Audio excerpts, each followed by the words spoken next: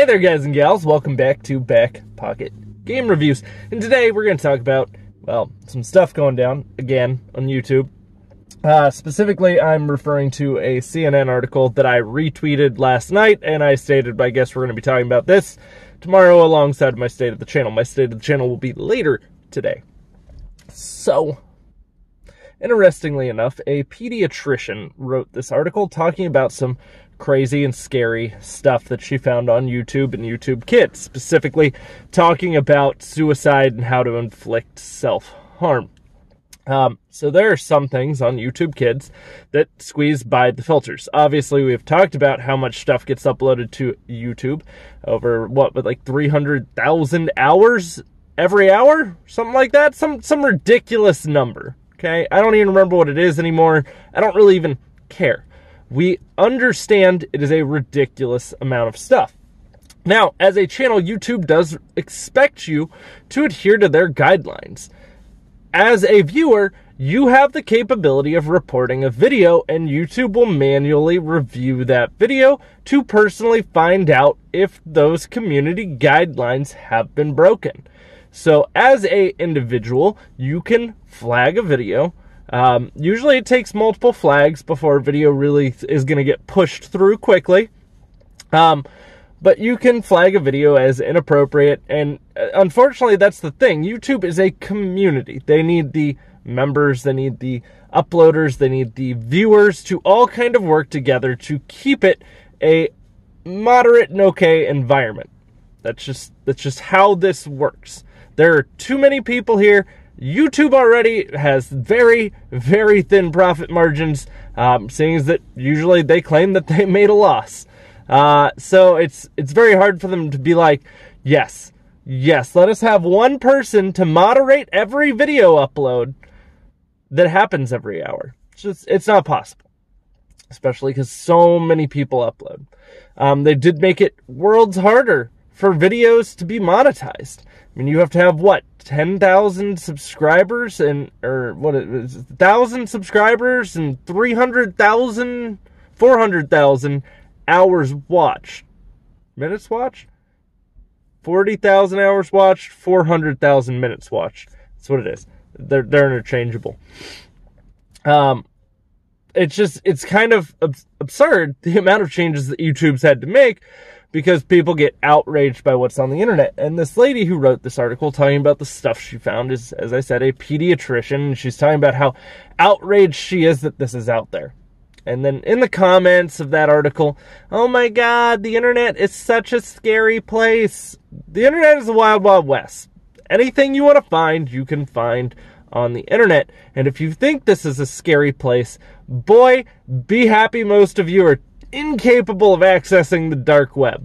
Dark web is not on the internet. It is on private servers, and it's hosted through what is called the Onion or Tor network. There is much scarier stuff on there. Well, the entire population as a whole accesses the internet. The dark web is usually reserved for, criminals, technologically savvy individuals, or people doing unscrupulous acts that might not necessarily label them as criminals. Long story. We're going to leave it as what it is.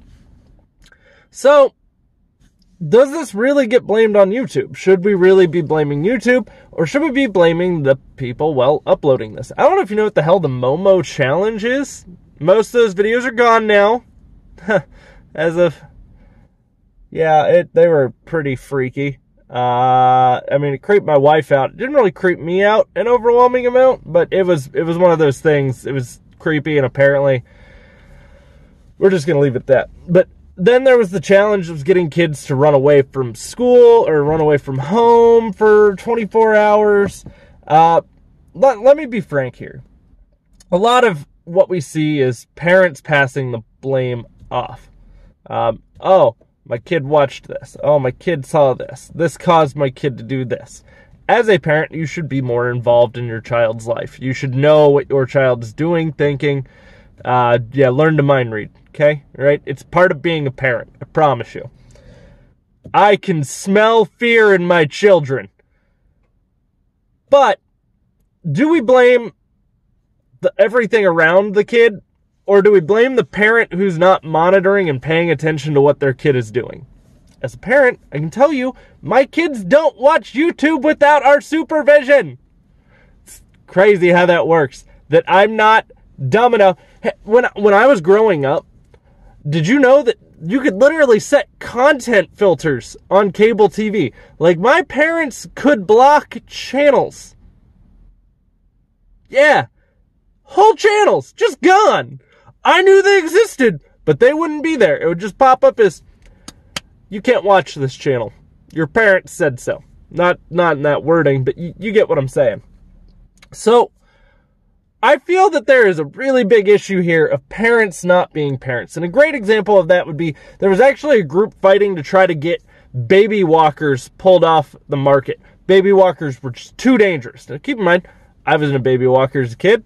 My kids used baby walkers.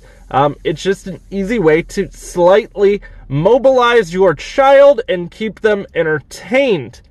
It's kind of what a baby walker is. It allows them to be a standing human being when standing is not yet in their skill set.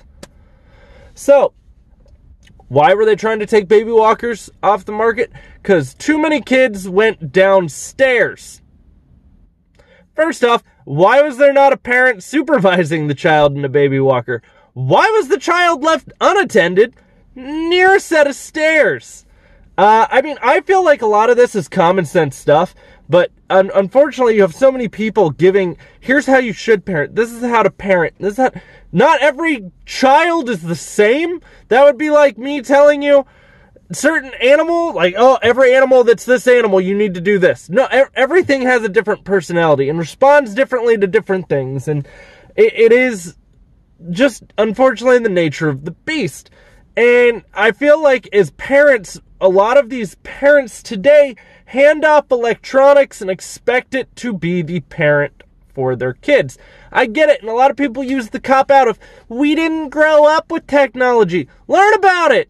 For fuck's sake, I had a Sega Genesis. My dad didn't grow up with that growing up. He didn't know what that was. He played it with me. He was aware of certain games being too violent, and then he bought them for me because he knew my mother would be unhappy about it. Like, my dad bought me Road Rash. My dad bought me Mortal Kombat. He was a lot more lenient. Now, granted, I don't have any anger problems. I don't have any, I mean, it's just, it absolutely boggles me that parents are so, this should be watching my child for me. If you don't believe me, I've literally seen parents let their 6 and 8-year-olds and 9-year-olds just be in GameStop by themselves. And I mean, like, they'll be in a mall, and they'll be like, here, you look around GameStop, we're gonna go walk the mall.